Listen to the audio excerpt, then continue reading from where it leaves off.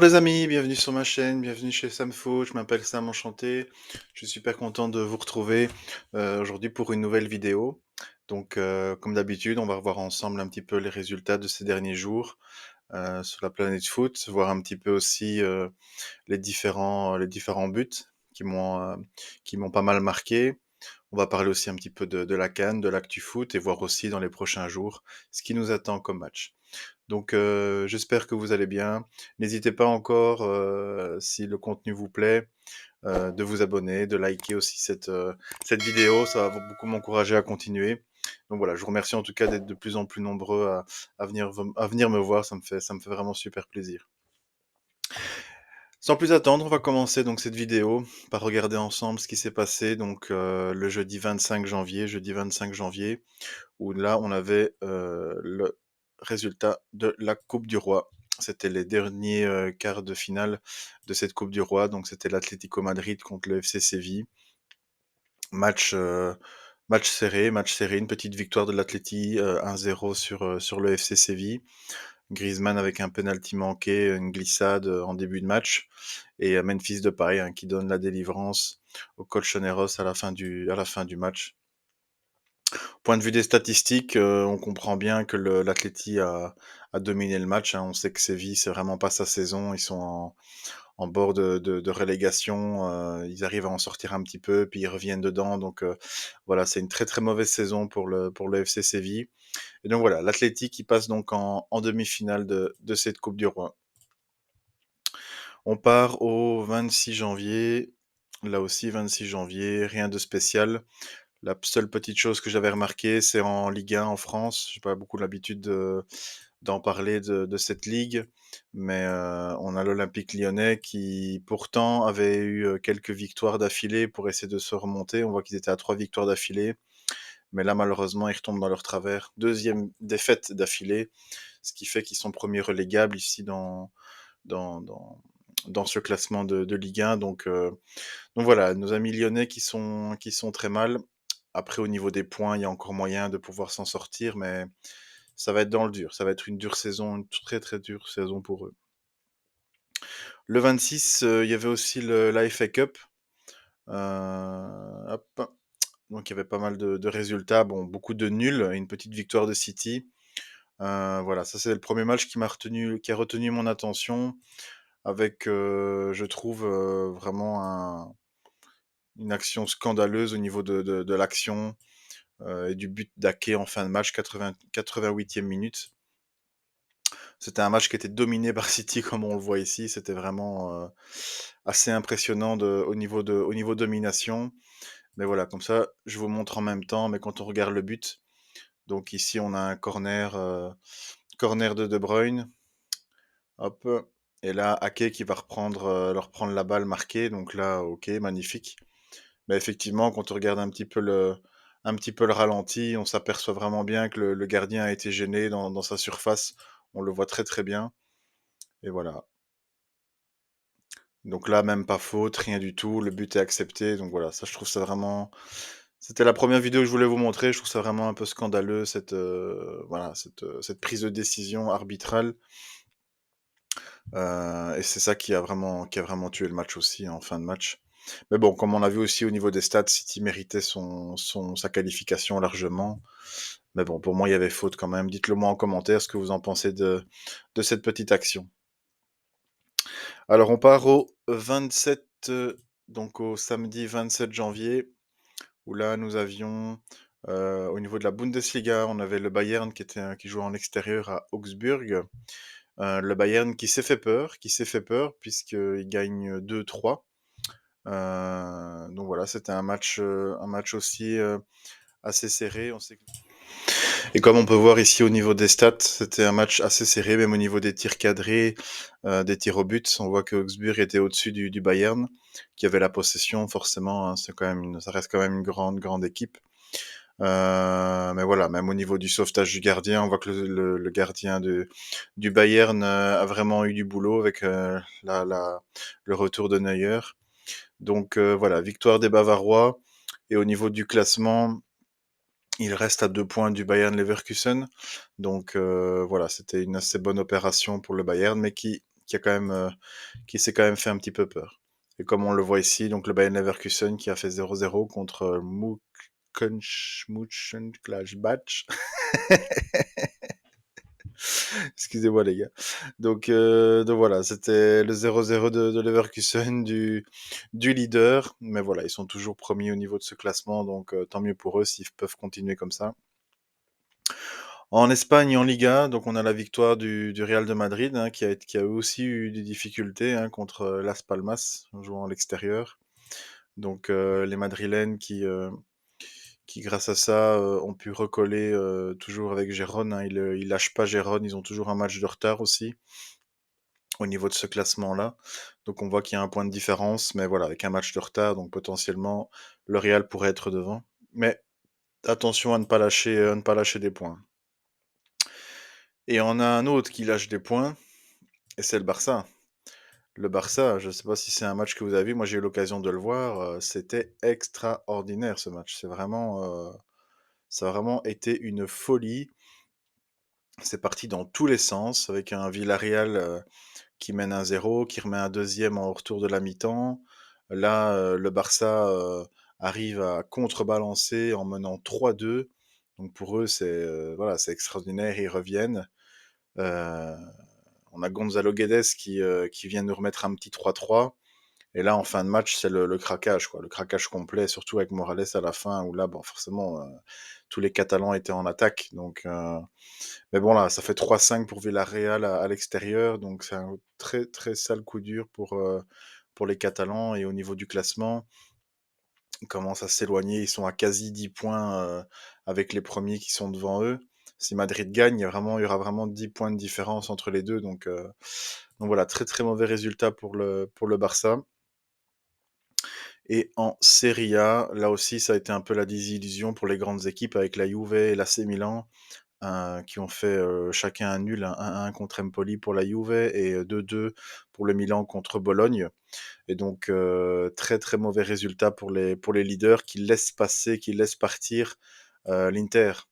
Qui laisse partir l'Inter, même si la Juve n'est qu'à un point, mais l'Inter a aussi un match de retard, comme avec le Real en Espagne. Donc, en cas de victoire, l'Inter va pouvoir prendre un petit peu de marge par rapport à la Juve. Donc, très très mauvais résultat, hein, pour la Juve et pour l'AC Milan en Serie A. Alors, on part au 28, au dimanche 28. Donc ici, au niveau de la Liga espagnole, on a on va dire le co-leader, le leader pour l'instant, on a Gérone qui a su gagner contre le Celta Vigo, la plus petite marge, 1-0, 0-1 à l'extérieur. Donc ça, c'est un bon résultat pour eux. J'espère qu'ils vont continuer sur la fin, enfin, jusqu'à la fin de la saison comme ça. J'espère qu'ils vont pas trop s'essouffler. Ça pourrait nous donner une fin de saison en Espagne assez incroyable. FC Séville 1-1 contre Sasuna, vraiment FC Séville qui est dans le dur. Voilà, ils sont 16e, mais bon, au même point que le Celta Vigo qui est 17 et à un point du premier relégable Cadix qui a 16 points. Donc voilà, attention FC Séville parce que ça commence à faire mal. Et donc au niveau de la Serie A, bah, là on a aussi la Lazio Naples 0-0 et Fiorentina Inter du Milan. Voilà, l'Inter qui gagne 1-0 à l'extérieur. La plus petite marge aussi, mais ça leur fait au moins 3 points. Ça leur fait au moins 3 points, et ce qui leur permet d'être devant. Donc voilà, les interistes qui sont quand même bien partis dans cette saison, qui sont bien en forme aussi. 50 buts mis, 10 buts seulement encaissés. Donc on a quand même affaire à l'équipe avec la meilleure défense et la meilleure attaque du championnat. Donc ils sont très très très solides cette année, l'Inter de Milan. Enfin, ils sont solides quand même depuis pas mal de temps. Donc, donc voilà, vraiment faire attention à eux. Et pour terminer, à la FA Cup, où on a Liverpool qui a gagné 5-2 dans la maison contre Norwich, et Manchester United qui gagne 2-4 contre Newport. Ça a fait aussi un petit tour avec Anthony qui a célébré son but comme si il venait de marquer en finale de Ligue des Champions, alors qu'il n'y avait rien d'exceptionnel non plus à gagner ce match-là. Mais bon, ça fait tellement, voilà, ils sont tellement dans le dur aussi que la simple victoire leur fait du bien aussi allez, aux Mancuniens. Donc voilà. Alors on part au lundi 29, ouais, ouais, janvier. Où là, c'était la Rome, hein, donc la Rome de Daniele De Rossi qui renoue aussi avec la victoire en gagnant 1-2 contre Salertina en déplacement. Et la Rome qui est donc à 2 victoires, hein, depuis que Daniele est arrivé. Ils sont à 2 victoires, donc chaque fois 1-2, enfin 2-1 et puis 1-2.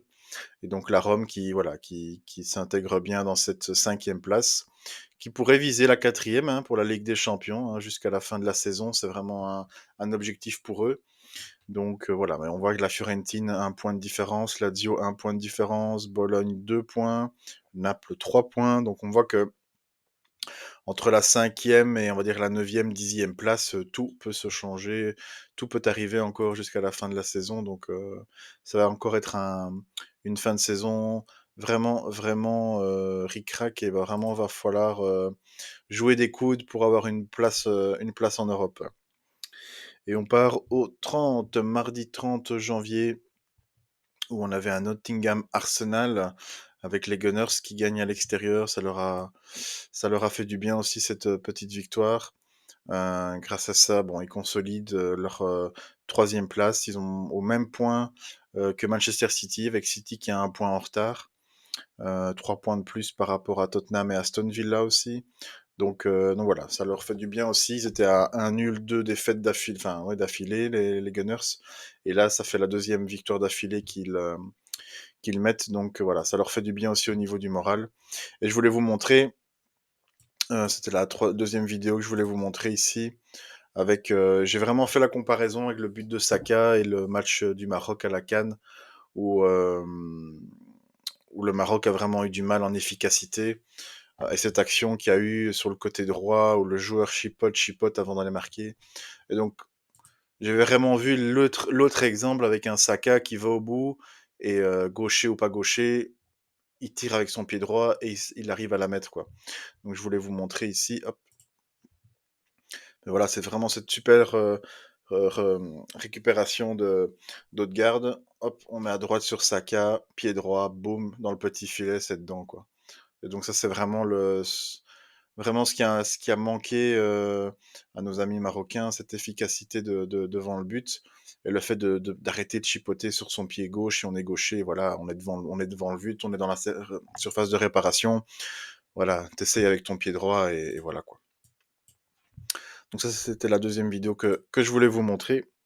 Donc maintenant, on part au 31 janvier, mercredi 31 janvier, avec un City Burnley 3-1 pour Manchester City. Brentford, Tottenham qui s'est fait peur à la maison, mais qui gagne quand même 3-2. Magnifique match, Liverpool-Chelsea. Je sais pas si vous avez l'occasion, on va regarder après le résumé ensemble parce que je vous ai fait un petit résumé de tous les buts, mais j'ai eu l'occasion de voir le match extraordinaire, quoi. Franchement, les Reds sont vraiment, ils sont vraiment en mode machine, quoi. Vraiment, ils sont vraiment revenus en mode machine. Et voilà, c'était vraiment un super, super beau match, quoi.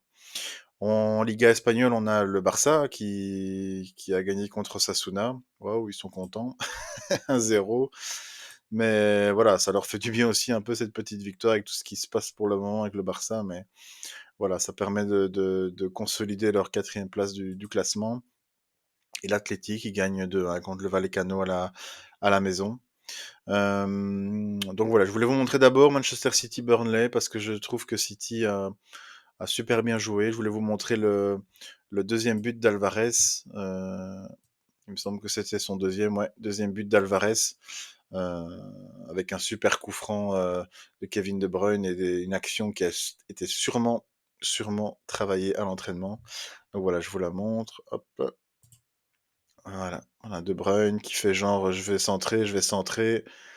Hop, voilà, passe en profondeur, Alvarez, boum, petit filet goal, quoi. J'ai vraiment trouvé ça vraiment exceptionnel.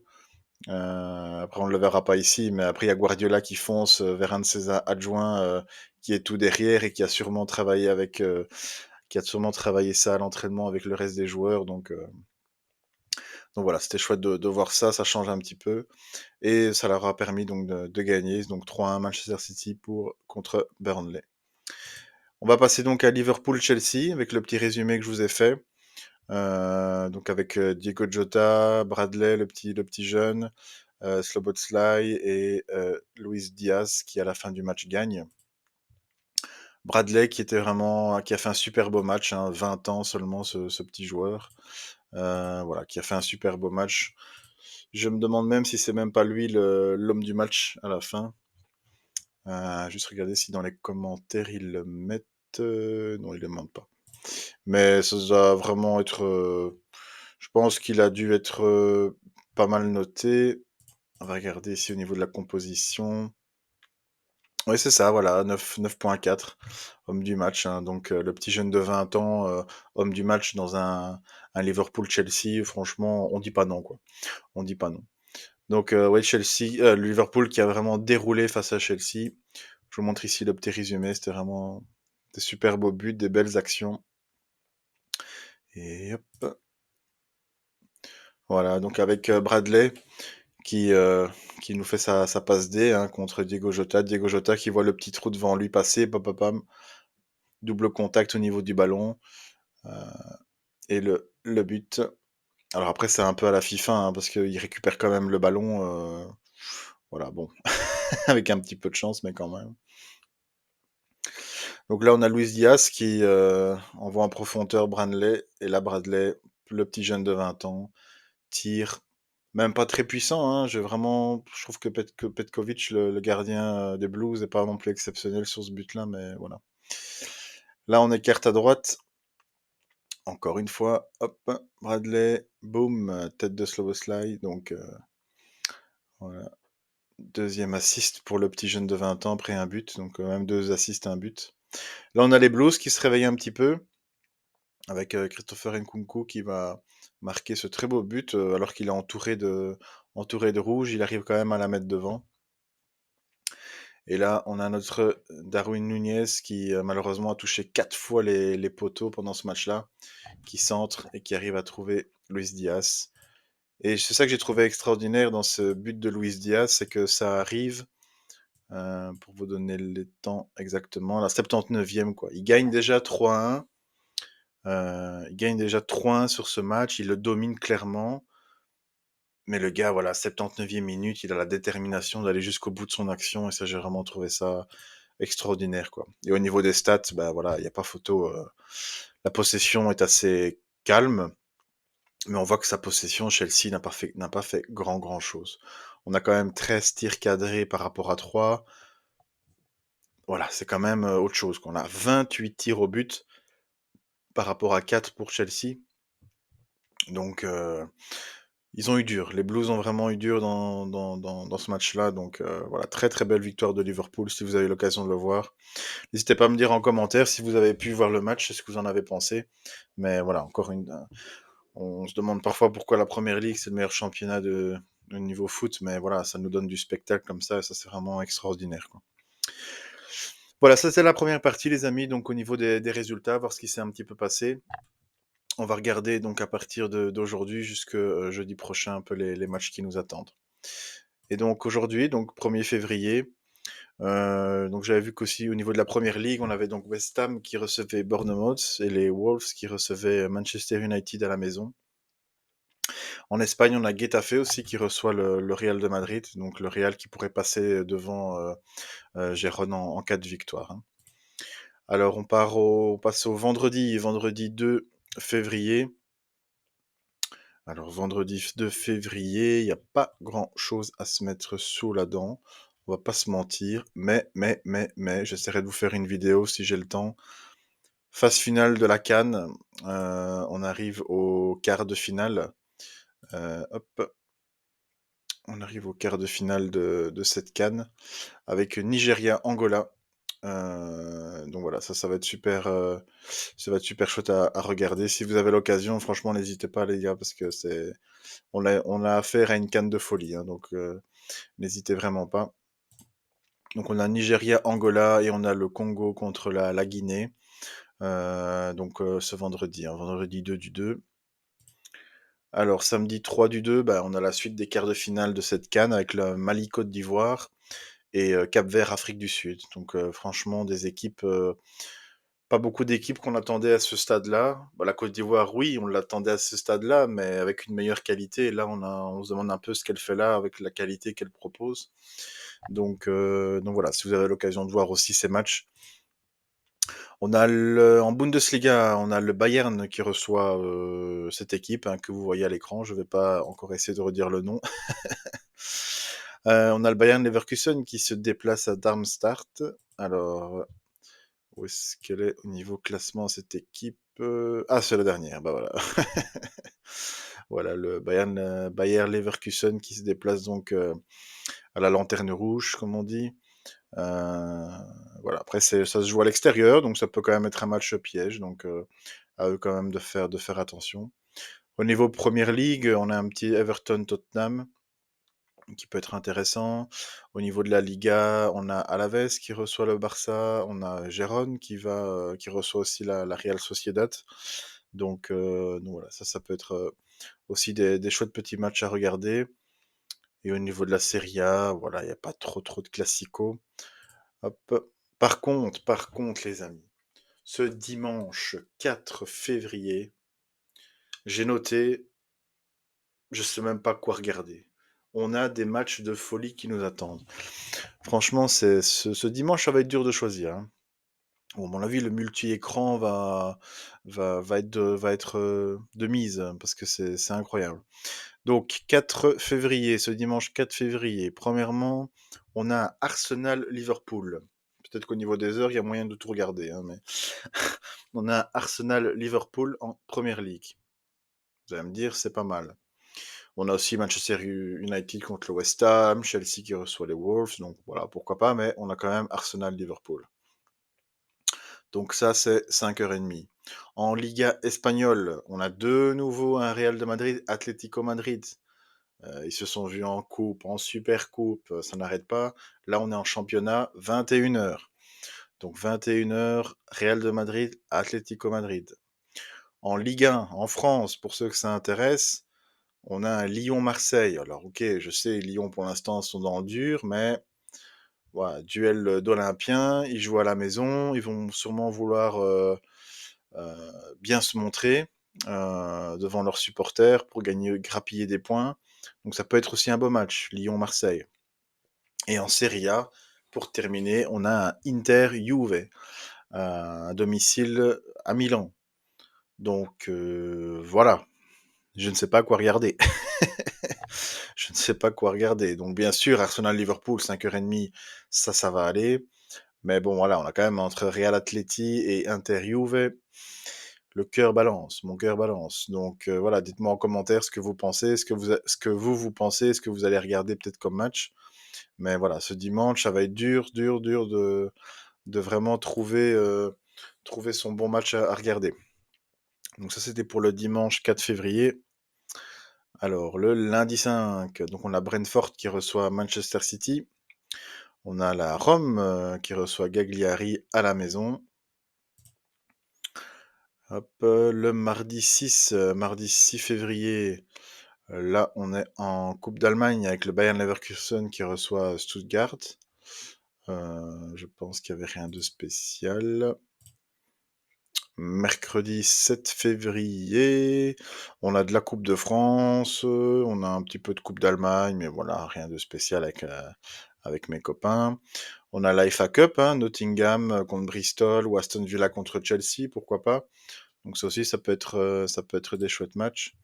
Et pour terminer, donc le jeudi 8 février, on a un petit peu de Coupe de France. Et je pense qu'on n'a rien de spécial non plus. Voilà. Hop. Voilà, donc voilà les amis, c'était un petit peu le planning de ce qu'il nous attend comme match. Donc pour moi, le plus gros jour, ce sera quand même dimanche, avec, on va dire, 3 gros matchs, même 4 si on compte Lyon-Marseille. Donc voilà, ça peut 4 gros matchs à regarder dans la journée. Il va falloir faire des choix. Il va falloir faire des choix. Il va vraiment voilà, regarder ce qui est le plus intéressant ou alors switcher de match en match. Donc voilà, je suis super content en tout cas de vous avoir encore retrouvé aujourd'hui. Je vous remercie pour votre attention. Heu, J'espère vous retrouver bientôt aussi pour les vidéos sur la CAN, parce que je vois que c'est des vidéos qui vous intéressent beaucoup. Il y a pas mal de vues et d'abonnés depuis que je fais ces vidéos-là. Donc voilà, c'est vraiment une CAN super intéressante et je vous remercie en tout cas pour votre fidélité. Voilà, je voulais vous souhaiter une, bonne soirée, des bons matchs de foot aussi, des bonnes soirées foot, et je vous retrouve donc bientôt pour ces matchs de la CAN et jeudi prochain donc pour de nouveau une petite vidéo récap au niveau des résultats. Merci en tout cas, n'hésitez pas comme je dis donc à vous abonner, à mettre un petit pouce bleu si, le contenu vous plaît pour m'encourager et je vous remercie. Passez une bonne soirée. Ciao.